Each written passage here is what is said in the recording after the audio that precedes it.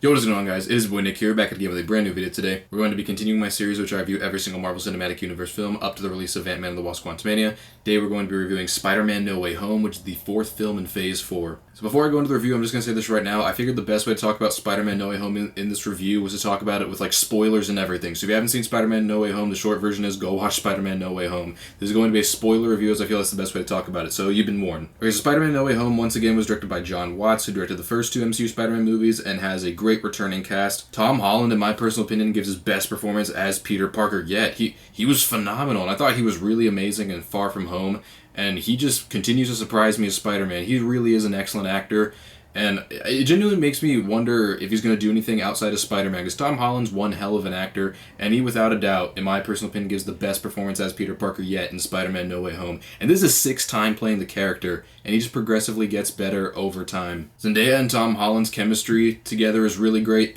I like seeing them a lot in Far From Home, and in this one, they just capitalize on it, and like you really do buy them as a relationship. So I think it's really good. The chemistry here is great, and the actual story between the two of them is really interesting. So I think the two of them do an excellent job together. Of course, Jacob Batalon is awesome once again as Ned. Ned's an awesome sidekick. I've loved him ever since Homecoming.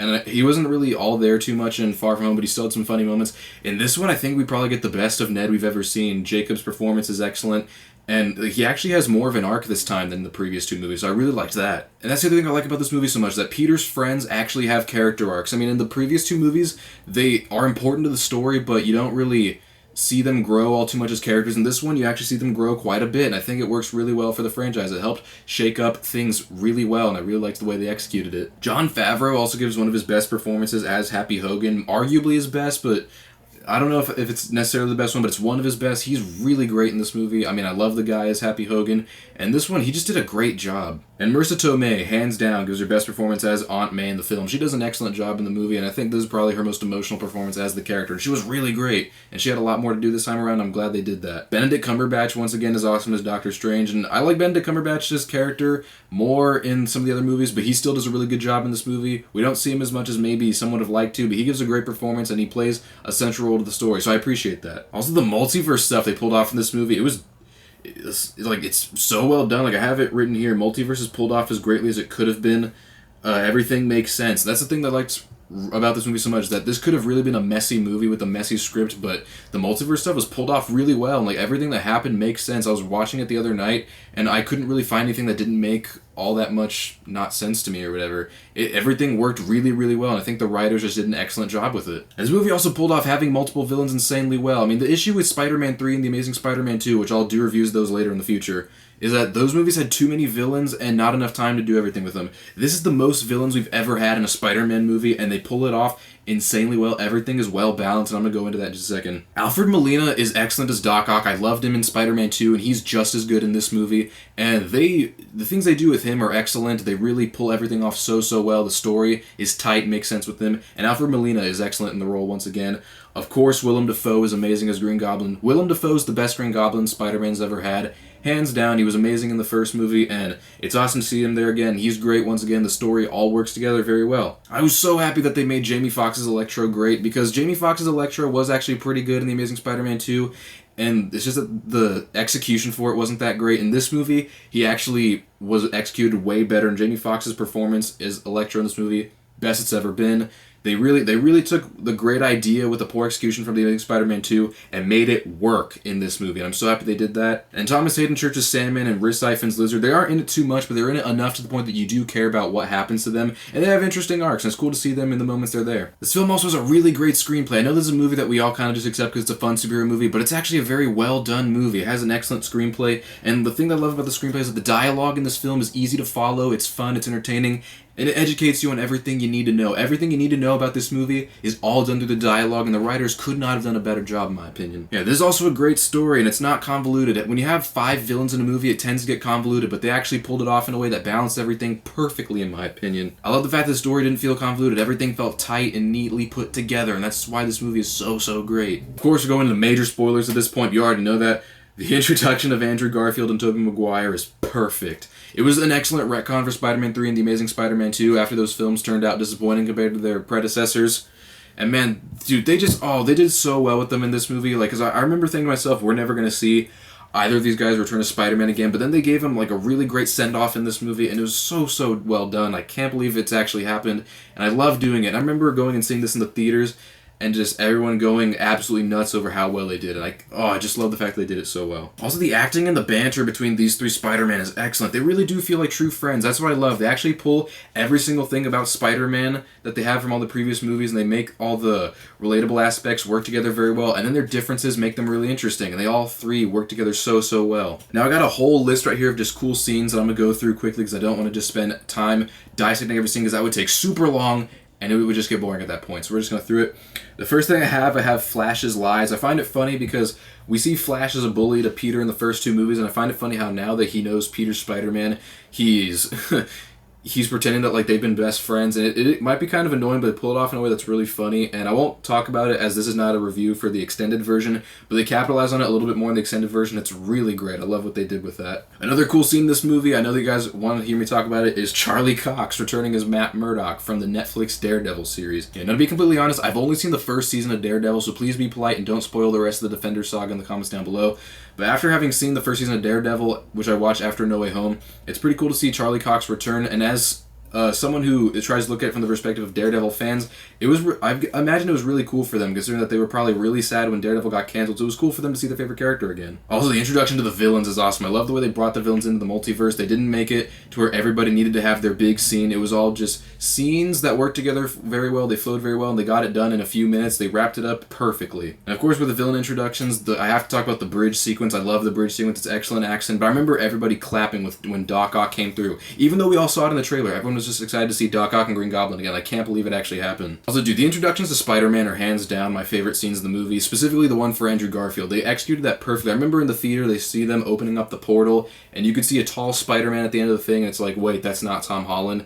And I remember thinking to myself, that's got to be Andrew Garfield. And he comes through, and it's like, oh, and then he pulls the mask off, and everyone in the theater just went nuts. Like, that's the one thing I miss about No Way Home was that theater experience, man. That theater experience was magical. And I'm so glad that they pulled it off as well as they did. And of course, it was so cool to see Tobey come again. I remember after everyone went crazy for Andrew, whenever Ned opened up the portal, I remember someone in my theater was like, "Come on, Tobey!" And then Tobey came through, and we all just went ecstatic. Of course, the Statue of Liberty battle is one of the best things about No Way Home, and it's so cool to see this battle with all these characters. But the thing that works so well is that even though you got all these characters coming together, the stakes really feel like it matters, and the emotions really do pull it all together. It's not just nostalgia, it's not just fan service, it's a really well-written story that makes the battle even better. Also, of things that happen in the movie, I love the fact that Doc Ock turns good because it's actually consistent to his arc in Spider-Man 2.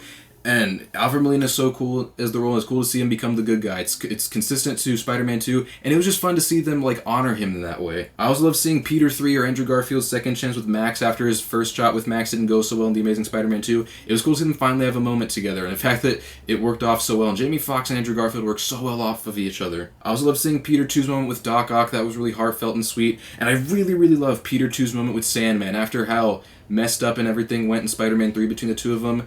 It was cool to see how, after even all these years, Peter still forgives him and doesn't hold any single grudges towards him. It was so nice to see. Also, this movie is great setup for future Spider-Man movies. I'm not going to go too deep into it because this video is going to get too long, but I feel like this really does set up a promising future for the future of Spider-Man. I also love seeing the scene with Peter 1 versus Doctor Strange with the train and how he used math to defeat him. That was awesome. It's cool to see superheroes use intelligence to defeat supernatural sources. And I also love the scene with Peter 1 versus Green Goblin where he's getting ready to kill him because of what happened earlier, and it was nice to see Tobey just jump in. He doesn't even have to say anything. He just gives a look on his face, and Peter is just like, no, he's right. Like, I don't have to do this. And I just love seeing that. And other cool, just funny stuff. I love the whole thing of Andrew Garfield saying that Tobey looked like a cool youth pastor. I don't know, it's a dumb, funny thing, but I just love seeing that. I also love seeing the scene where he had to pop his back for him. That was hilarious. And it's a funny callback to Spider-Man 2. I also love the web shooters. The fact that they have to make web fluid, and then Tobey's like, wait, why do you have to do that? And because he just naturally does that. And there's also some funny banter about the web shooters, which I love. I also like the fact that they all talk about their individual relationships, because their relationships impact their characters so importantly. And it's cool to see the differences between the two of them. That's what makes them different, but at the same time, they also kind of have a similarity to each other because they all care about the women in their lives. And it's just really cool to see. I also love the brief talk about aliens. We talked about how Tobey had to fight a black alien, which is Venom, and then Peter had to fight a purple alien in space. and Andrew wants to fight an alien. I don't know, it's just fun to see them bond over that kind of stuff. I also love that with great power comes great responsibility. I love seeing all three of them have that cohesive thing. And speaking of which, unfortunately, Aunt May dies, which is the most heartbreaking thing in the film. I remember the whole theater just going silent in heartbreak during that scene, but thankfully it was all made up for later, and I like the fact that they were all able to bond over them losing the people that they love through with great power comes great responsibility. I also love seeing Peter 3 get his redemption when he saved MJ, because I remember how sad it was when he couldn't save Gwen, and he finally got his redemption. It was so cool. I remember the theaters going ecstatic during that scene. I still love it now. Makes me tear up a little bit to this day. I also love the fact that, like, Ned has magic. They kind of talked about in the beginning how Ned's grandmother said that, oh, he might have a little bit of magic, and then we see him do the thing with the portal. It's like, Ned actually has magic. And the fact that they actually set it up there with just little dialogue is so cool, and I love the fact that they did that. And I also like the fact that we got to see Ned come down the thing in Strange's cloak. I don't know, I just thought that was fun. It's also interesting to see life after the spell. I mean, the spell was sent to reset everything. It's kind of interesting to see what Peter's life is like after the spell, and I can't wait to see what they do with it in the future. I also find what's really interesting is the fact that MJ she kind of recognizes Peter, because she looks at him weird, like, I feel like I've seen him before. And someone pointed out online that she made a drawing of him in Homecoming. So maybe she's looking at him and going like, where have I seen that before? And it's going to click to her later that maybe it's because, oh, I have a drawing that looks very similar to this dude. I don't know. I mean, I'm glad of the fact that Peter didn't go up and tell them, but it was just cool to see the fact that life after the spell is just a little bit interesting. It's like, okay, well, let's see where this goes, but I can't wait to see what they do with it in the future. Also, the funeral scene was beautiful. It was nice to see Happy and Peter there together, and even though they didn't recognize each other, it was nice to see the two of them just bond over this thing that they have in common. Last things I want to talk about is the post-credit scene with Eddie Brock or Venom, and even though Venom didn't play his part in the story, I'm okay with that, but it was cool to see Venom in the scene there. It was just, I don't know, it was just cool to see Eddie hanging out at the bar, and the fact that some little Venom symbiote got left behind. That's exciting. I can't wait to see what that's going to be like. And then we also got to see the whole thing for Multiverse of Madness, which is going to be my next review, and I can't wait to talk about that. But yeah, Multiverse of Madness trailer in this thing. That was really cool. I remember seeing that in the theaters, getting really excited. And the last thing I want to talk about is J.K. Simmons as J. Jonah Jameson. And even though he's just in the movie for funny stuff, he actually, like, plays the character really well. I mean, he's perfect casting for the character. And there's actually some fun scenes that we get with him. I really do like it. And I like the fact that they kind of show the hypocrisy of him. I don't really have any flaws with Spider-Man No Way Home. I adore this movie, but the only flaws I have is the fact that it doesn't feel the same outside of the theater experience, because when I went and saw it in theater, it just felt magical, and it's still great watching it at home, but seeing it in a room full of theater was just the best way to see it. It's the way God intended. But, you know, that was inevitable, but I can forgive that. It's still an awesome movie. And another thing I wrote is that the second half is way more exciting than the first half, and that doesn't necessarily bother me, but I know it's going to bother some people. But all in all, Spider-Man No Way Home is one of the best superhero movies of all time. It's one of the best Spider-Man movies. I adore it. It's one of my personal favorite MCU movies. Of course, I'm giving this movie an overall rating of a 10 out of 10, and I'm going to give it a grade of an A+. It is an awesome Spider-Man movie. And I have written in my final thing here that the reason it works is because it's more than just fan service. It's fan service with cohesive and an emotional story, and it all works because of the characters. They make you care about everything, and the writers really did their homework at pulling in together a great cohesive emotional story, and that's why I love it. It's a great Spidey flick, and I can't wait to see what they're going to do with the future of Spider-Man. So that's my review of Spider-Man No Way Home. I hope you guys enjoyed the video. Make sure you tune in to my channel just a few more days to watch a review of the next movie in the Marvel Cinematic Universe, Doctor Strange and the Multiverse of Madness. Hope you guys enjoyed the video. Make sure you hit the like button, hit the subscribe, hit the notification bell so you can get notified about the latest videos. Leave a comment down below letting me know what you thought. And yeah, that's been it. Peace.